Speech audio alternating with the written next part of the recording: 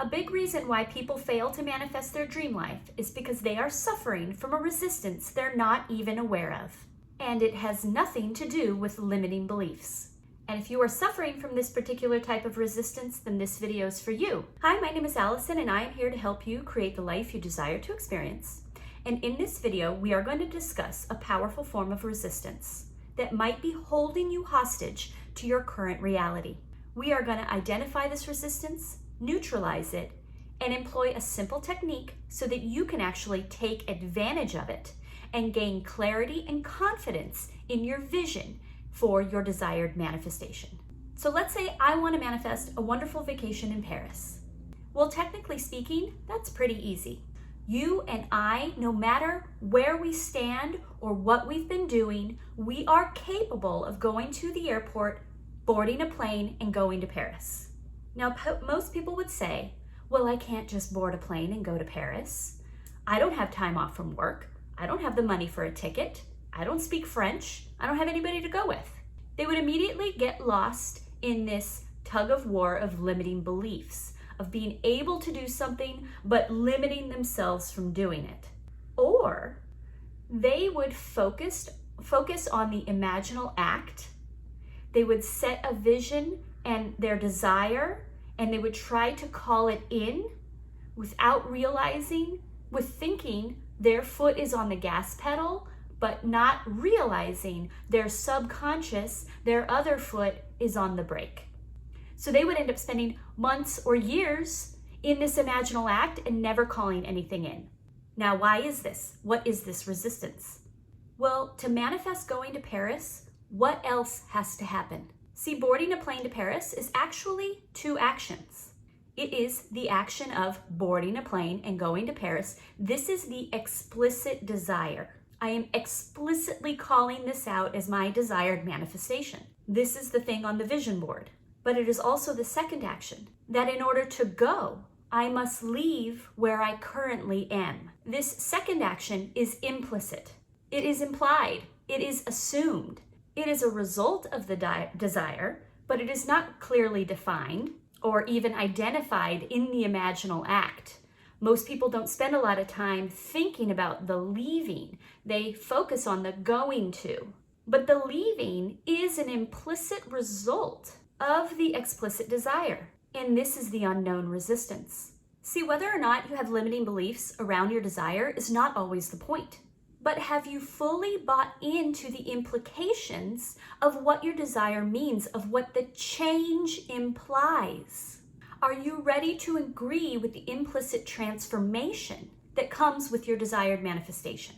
A person can want to go to Paris, but they might not want to leave their family, to leave their home, to leave the things that they know. And see, here's the big kicker. This is why this resistance is so important to resolve. Is if you continue your journey with this unconscious resistance, with this explicit desire to go, but this implicit desire to stay, then it will make you so uncomfortable, no matter the outcome. If you go, you'll be sorry you left. If you stay, you'll be sorry you didn't go. I think the technical term is called damned if you do, damned if you don't. And none of us want that. So you can see why this is so powerful. But now that we know it, let's work on neutralizing it. Step one is to identify the resistance. And we can simply ask ourselves the following question.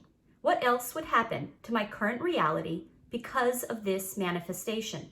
What happens when a butterfly emerges from the cocoon? The caterpillar is dead. What would happen to your current reality? And if there is resistance here, it will come up pretty quick. You do not need to wonder if you're identifying it, if you're getting it right. If it's there, you'll know it. What would happen to my current reality if my manifestation came in? And then ask yourself that over and over.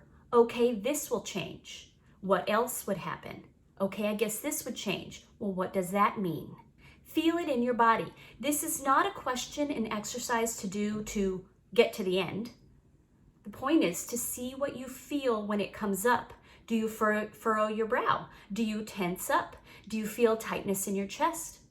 Your body does not lie. It will identify it for you. Let's take, for example, if you manifest your SP, what would happen to your current reality? Well, some people might say you won't see your current friends as much. You won't be going out with all the single ladies on a Friday night. Maybe you have to spend Christmas with their family and not yours. Maybe you realize, oh wow, I really love going out with my friends on Friday night. I don't want to give that up. Or maybe you suddenly feel, oh, I was holding on to this resistance that I don't want to go somewhere else for Christmas. I want to be with my family. Identify the resistance. And then these answers lead us into part number 2 and how you can neutralize it and turn it around to strengthen your vision vibration. And now you can ask yourself, how do I know this is true? And does it have to be negative? We believe these resistances to be true because they live in our subconscious and we don't give them time and attention to deal with them. When we allow time for conscious awareness, then we can be true reality creators. We can own it. And we can take something and create the meaning of it.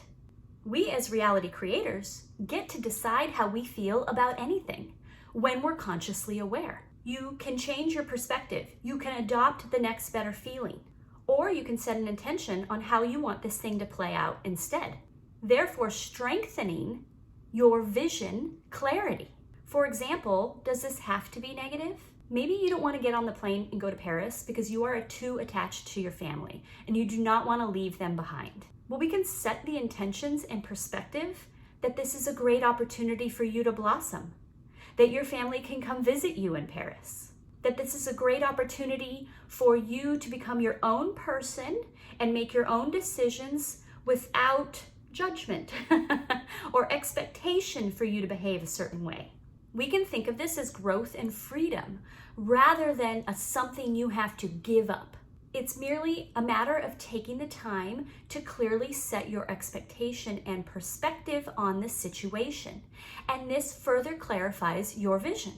And then part 2 to this is to ask yourself, how do I know this to be true? Having an unconscious assumption that the result of your desired manifestation is going to in some way cause a sadness or a loss in another part of your life is enough to block the desire from coming in. As Neville Goddard says, you, by your conscious assumptions, determine the nature of the world in which you live. Right now, your resistance is operating as a subconscious assumption. That is the limiting belief part. And by acknowledging it, by making it conscious, you can proceed to decide how to determine the nature of the world in which you live. And it is, again, the perfect opportunity to strengthen your vision vibration. Because now you can take the time to get more detailed on exactly what it is I want my manifestation to be. So maybe part of your resistance to calling in an SP is that you are very attached to your family and you don't want to spend holidays away from them. Well, let's add this to our desired manifestation vision then. Let's imagine being with our SP at our home for Christmas. Let's imagine someone who is easygoing and okay with this arrangement and allow that to be the truth of your new reality. Manifest someone who is okay with not seeing his family for the holidays. There's a lot of ways in which that can be true. So let's bake that in. Set the stage for what you want your manifestation to truly be. Instead of assuming that a negative part has to be true. Because even if we accept that this part of our reality might change as a result of our manifestation, is it really worth forsaking the entire manifestation just because one part of your reality might change? I think when you reflect on it, the answer might be no. It might be more important to me to call in an SP than to always go home for Christmas. Ultimately, this is the question you must answer. And by answering it, you strengthen your vibration, you strengthen your vision, and you neutralize the resistance. This is how you become a master manifester. It doesn't have to be months of shadow work. We can wrap it all up real nice in one little technique, in one simple little session.